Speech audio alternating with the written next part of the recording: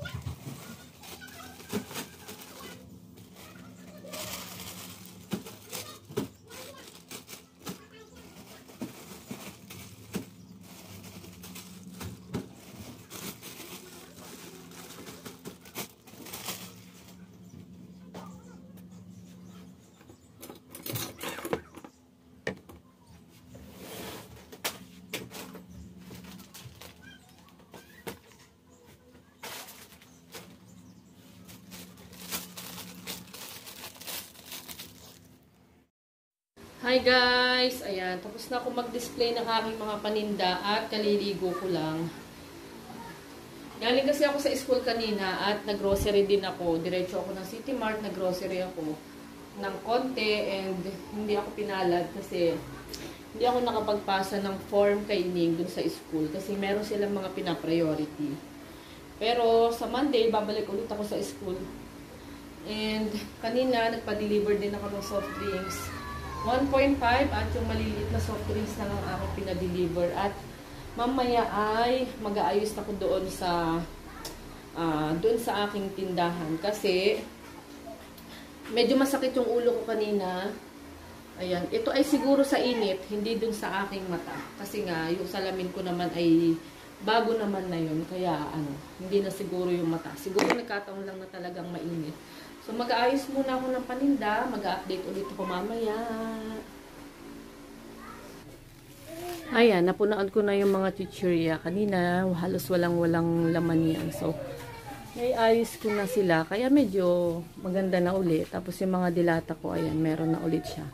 Ito mga sabon, bukas, babalik ulit ako ng supermarket. Kasi nga, pupunta ako ng palengke kasi may tatagpuin ako doon. Tapos yung candy, yan, against the light kasi siya. Kaya medyo, madilim. Ayan, may mga laman na. Konti-konti lang yan.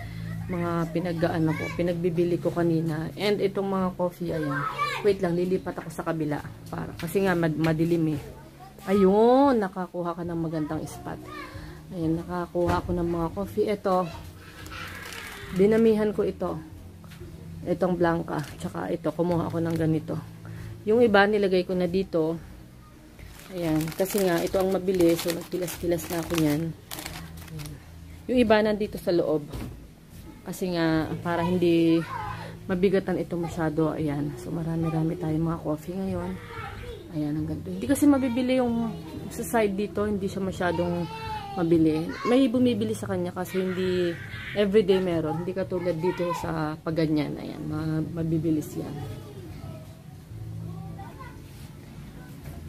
Nagpalamig na din ako ng mga soft drinks. Ayan, may mga kasalo at mga maliliit. Tapos dun sa loob may 1.5 na ako na deliver kanina. Ayan, tapos yung mga plastic na mga ng mga biscuit at candies, hindi ko sila tinatapon kasi nga pinaglalagyan ko siya ng mga pinamili ng iba or minsan yung mga itlog, ganyan, kung ano-ano. Tapos eto, yung sako ng bigas, ayan, sako ng tig 5 kilos na bigas. Naglalagyan ko yan ng yelo kasi yung iba kapag bumibili, wala silang dalang plastic. Paubos na rin pala yung itlog ko. Ayan, ni isang tray na. Malapit lang naman ang wholesaler dito, kaya madali akong maka-order. Tapos, eto nga pala yung mga coin ko, guys. Ayan. Yung mga mamiso, medyo madami-dami na siya, oh. Sabi ko nga, pupunuin ko to, kaso, kailan kaya siya mapupuno. Hindi ko siya, dati kasi, dinidispose ko yan. Kaso, parang nadala na akong i-dispose, kasi nga, kapag ka-dispose, mamaya-maya, wala nang laman. Wala nang barya pala. Anong walang laman? Wala na siyang barya. Tapos yung mga cream silk, mga conditioner, dito ko siya nilalagay. Ayan, hindi ko siya naayos. Tapos yung mga shampoo na mga pilas-pilas, dito na siya. Ayan, bumili ako ng sando bag. Ice bag.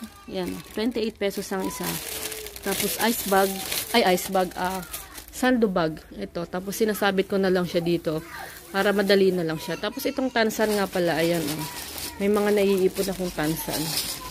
Hindi ko alam kung bakit ako nag-iipon. Parang gusto ko lang siyang ipunin. Ayan guys. So hanggang dito na lang ang aking vlog. At medyo mainit na. Papasok na rin ako sa loob. Para hindi na masyado sumakit yung ating ulo. Kasi nga medyo mainit na talaga dito sa amin. Nawala na yung mga hangin-hangin. At init na. Kumbaga parang ramdam na natin yung summer. So hanggang dito na lang. Maraming salamat.